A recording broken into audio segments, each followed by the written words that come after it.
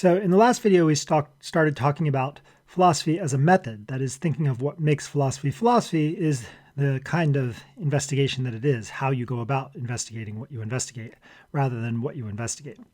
There we talked about some important aspects of the method of philosophy. Even if that isn't how you define philosophy, there's still important aspects of the method, including being clear, where that includes stating explicitly what you believe, stating explicitly why you believe it, giving the reasons for each of your beliefs, and identifying implications of your beliefs, and defining your terms. This time we'll start talking about the remaining aspects of the method, or at least those aspects that we'll talk about, which are arguments and logic. And because arguments and logic are so central to philosophical practice, I'm just going to break them out and treat them as their sort of own separate unit. So let's talk about logic.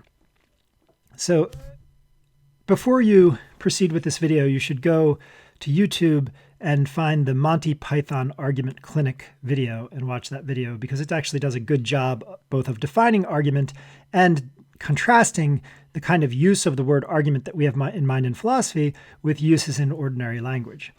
But I'll assume you've done that, and now we'll proceed. So here are the elements of an argument.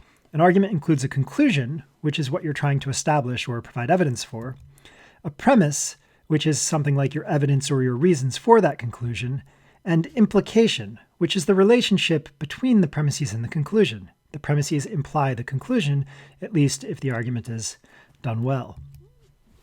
Here's an example of an argument. Premise 1, this is from that video I directed you to. If that was 5 minutes, then you wouldn't be arguing. Premise 2, you are arguing. Therefore, conclusion, that wasn't 5 minutes. Now, I want you to notice some things about how this argument has been set out. I've numbered each premise and the conclusion, and in brackets after each premise and the conclusion, I've said where it comes from. So here I just call these premises. Sometimes you might put in brackets, oh, that's obvious. Or sometimes you might put in the brackets, oh, I read a study that supports that, or something along those lines. And then whenever you have a conclusion, you put in brackets the numbers of the premises from which that conclusion comes. Now, in a simple argument like this, the value of numbering things and identifying which premises led to the conclusion and so on and so forth may not be super obvious. But as argumentation gets complex, imagine we had an argument with 100 steps and 20 inferences.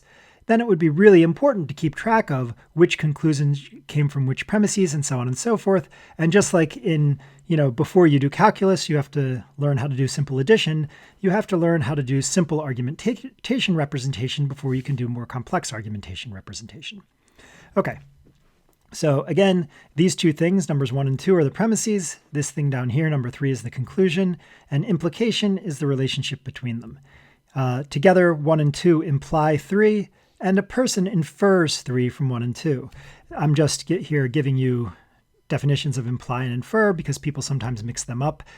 Inference is something you do. You infer 3 from 1 and 2. Implication is a relation between your premises and your conclusion. Okay. Now there's a wide variety of kinds of arguments.